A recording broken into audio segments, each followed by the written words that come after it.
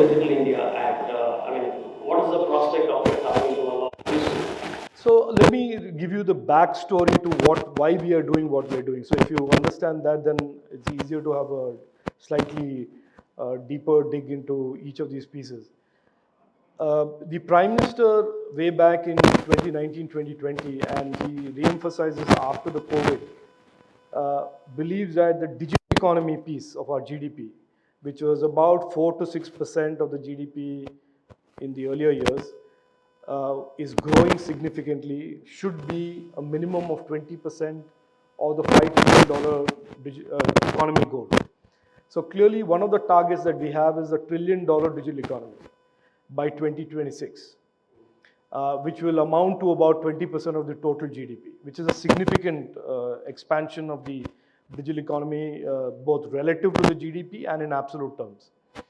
Now, to get there, and there are a lot of people in this room who are innovators and who are participants in the digital economy, it is also clearly, logically understood that we need a framework of laws and rules and guidelines that are much more contemporary, are more enabling of this growth, whilst at the same time dealing with the challenges that citizens face that are more contemporary and modern. We are operating currently today with the IT Act as the law, which is a 22-year-old act. And anybody in the tech space will quickly accept that 22 years old, 22 years in tech space is centuries and millennium. So to that extent, we have redrawn the architecture, and the architecture consists of a Digital India Act, which will be a supersession of the IT Act, and the Digital Personal Data Protection Bill that essentially will be the framework that will capture the privacy is a fundamental right finding of the Supreme Court, and then other pieces of legislation as is required, or rules or guidelines as is required. Now the DPDP bill has almost been completed. We went through a significant amount of consultation on that. That bill is ready to be legislated hopefully in the next session of Parliament. It has gone through all of the process that has to go through. I believe it is a very, very simple, modern and contemporary framework that addresses what are seemingly binaries.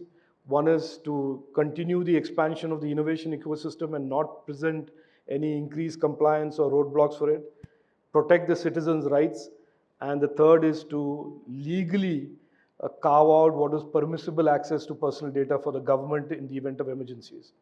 So those three seemingly contradictory objectives have been all harmonized, and the bill is going to be introduced into Parliament.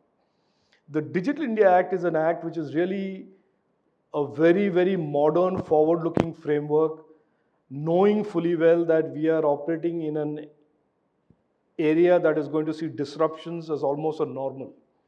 So we don't want to create a bill or a law or a legislative framework that will be so hard-coded for the today that it fails to respond to the opportunities and challenges of the tomorrow.